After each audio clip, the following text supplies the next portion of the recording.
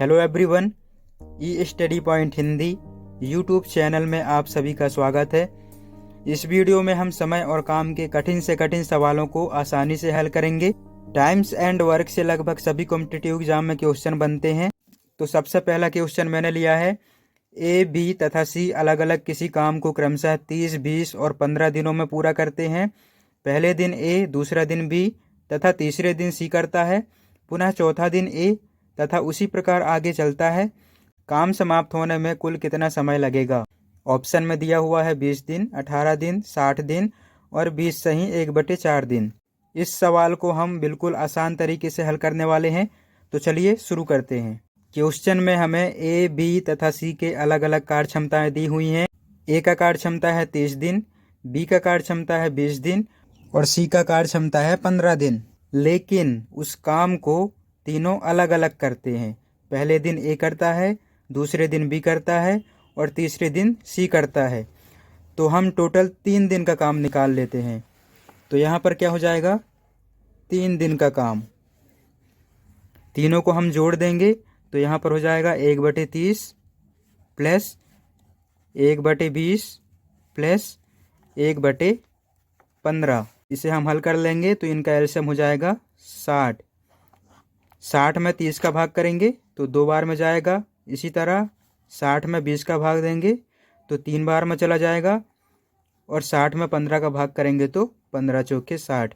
अब इसे हम जोड़ देंगे तो कितना प्राप्त हुआ? 3 2 5 4 9/60। अब इसे काट देंगे। 3 तिरका 9, 3 दूनी 6, यहाँ पर आ गया 3/20। तो हमें केवल 3 दिन का काम प्राप्त हुआ है।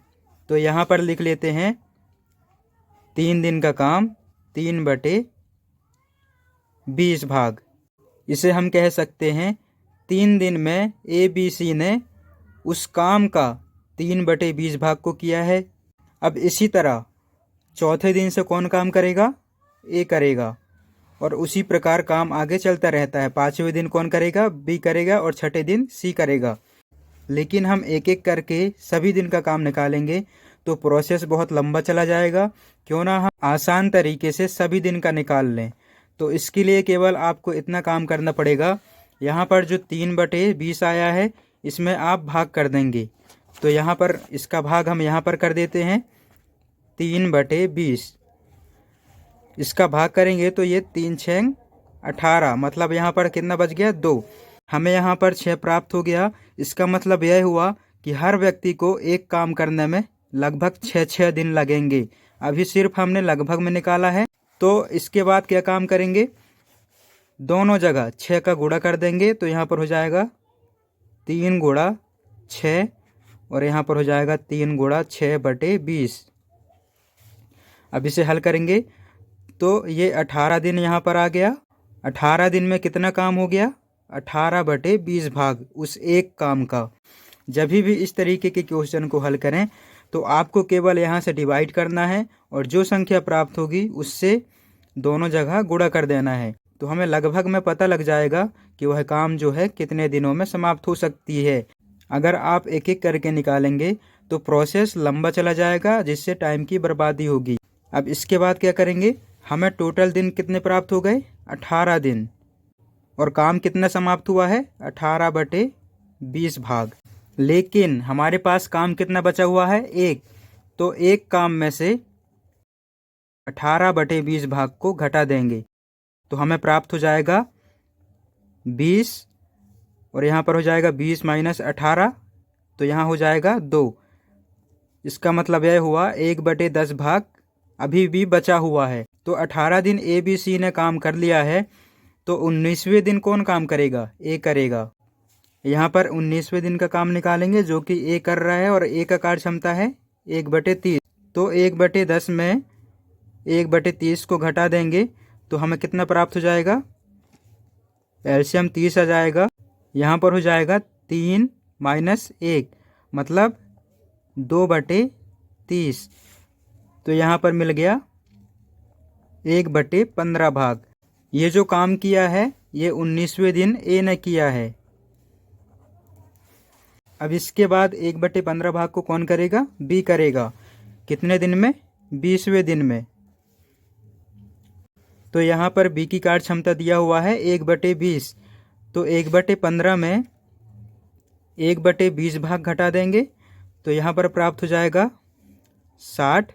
60 में 15 का भाग करेंगे तो 15 चौके 60 माइनस 20 दिया 60, तो यहाँ पर प्राप्त हो गया 1/60 भाग।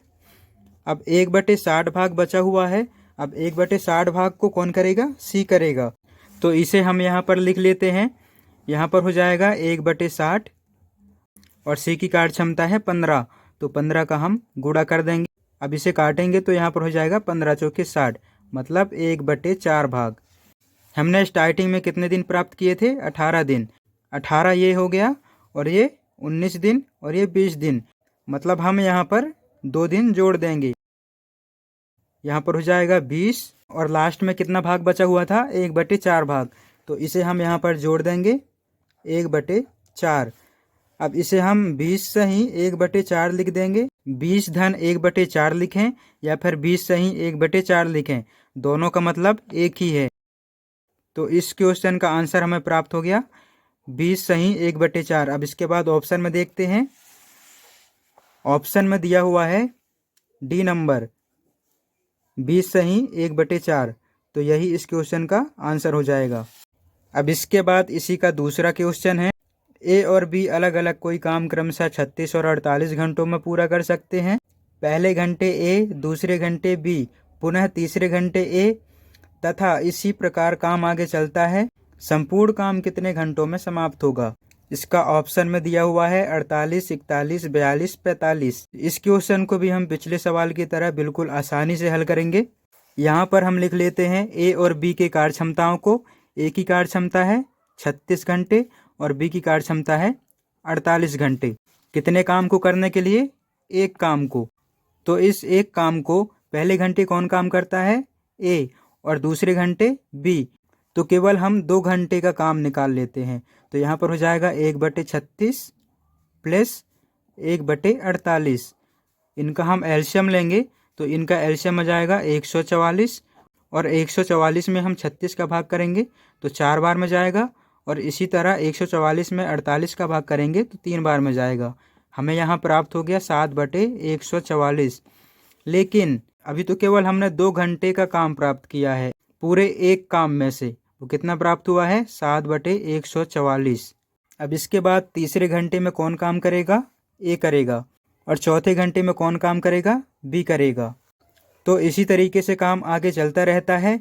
यदि हम एक एक करके सभी घंटों का मान निकालते जाएंगे तो प्रोसेस लंबा चला जाएगा। मैंने पिछले सवाल में ही बताया है कि इसके बाद शॉर्ट तरीके से कैसे हल किया जाता है। इसके लिए क्या करना होता है? उस एक काम में से हमें जितना भी काम प्राप्त हुआ है उसमें भाग लगा देते हैं, जिससे पता लग जाता है कोई एक व्यक्ति ए या फिर बी उस एक काम को करने में कितना समय ले सकता है। तो इसे हम लगभग में निकालते हैं। इसे हम यहाँ किनारे पे कर लेते हैं। यहाँ पर हो जाएगा 7/144।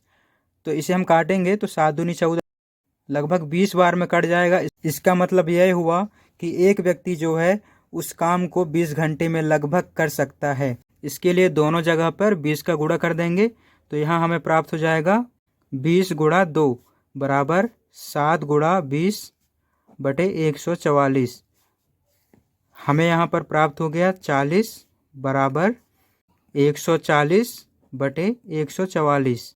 तो हमने यहाँ पर प्राप्त कर लिया है ए और बी ने 40 घंटों में उस एक काम के 40/44 भाग को कर लिया है। अब इसके बाद हम क्या करेंगे? उस एक काम में से 140/144 भाग को घटा देंगे तो हमें यहाँ पर प्राप्त हो जाएगा 144 और अंश में हो जाएगा 144 माइनस 140, तो हमें यहाँ पर प्राप्त हो जाएगा 4/144। अब इसे और काटेंगे, 4 तिया 12, 4 छेंग 24, यहाँ हमें प्राप्त हो गया 1/36। अब यहाँ पर देखिए ए और बी ने काम को 40 घंटे कर लिया है, उसके बावजूद भी काम का 1/36 भाग शेष बचा हुआ है। तो इस काम को कौन करेगा? ए करेगा। यहाँ पर लिख लेते हैं 1 घंटे में ए उस काम के कितने भाग को करेगा? 1/36 भाग को, तो 1/36 माइनस 1/36 हो जाएगा। अब इसे हम कैंसिल कर देंगे तो यहाँ पर क्या मिल गया, 0। इसका मतलब यह हुआ कि एक दिन में काम जो है समाप्त हो गया। तो इसके पहले से ए और बी ने काम को कितने दिन में समाप्त किया था, 40 दिन में, और उसके बाद शेष काम को ए ने किया कितने घंटे में, 1 घंटे में। तो हम यहाँ पर 1 को जोड़ देंगे, यहाँ पर हमें पूरा काम प्राप्त हो जाएगा 41 घंटे। अब इसके बाद ऑप्शन में देखिए 41 घंटे है कि नहीं, तो इस क्वेश्चन का आंसर हो जाएगा ऑप्शन बी, मतलब 41 घंटे। तो इस तरीके से समय और काम के कठिन से कठिन सवालों को कम से कम समय में हल किया जा सकता है। आज के लिए इतना ही, मिलते हैं अगले वीडियो में।